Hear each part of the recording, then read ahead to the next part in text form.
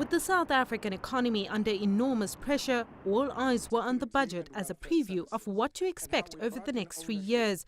One analyst summed it up as more pain as Finance Minister Nhlanhla Nene announced spending cuts and possible tax increases.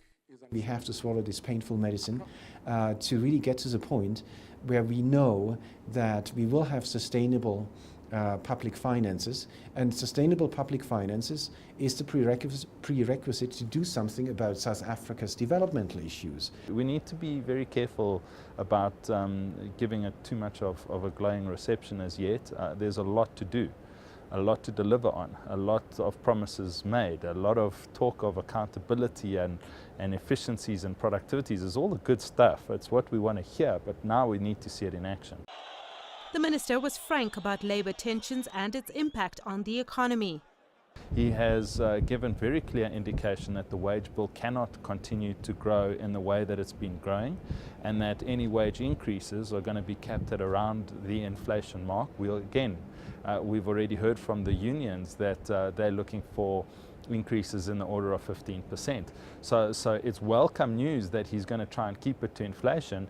In practical reality, let's see if that's achievable. Many were disappointed with the insistence to hold on to state-owned entities. Almost all of the state's entities are struggling financially and often look to government for bailouts. The minister announced that government may have to raise more money to fund Eskom.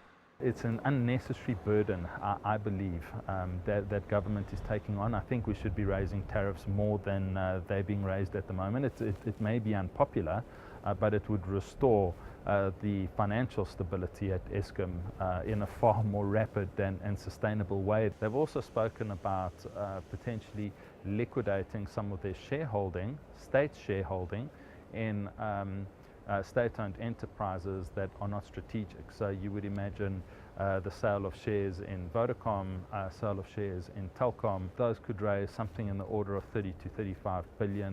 Nene projected a firm stance on the need for more efficiency, a crackdown on corruption and less spending. But many believe the speech was really aimed at keeping the ratings agencies at bay. With a possible downgrade expected before the year ends, it remains to be seen if the minister will succeed. We have flagged certain scenarios whereby the rating could indeed come under pressure again, and one would be, again, further weakness in growth, again, prolonged labour unrest and strikes, unsustainable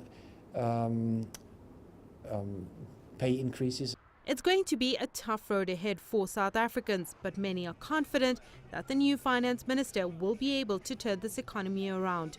Sumitra Naidu, CCTV, Johannesburg.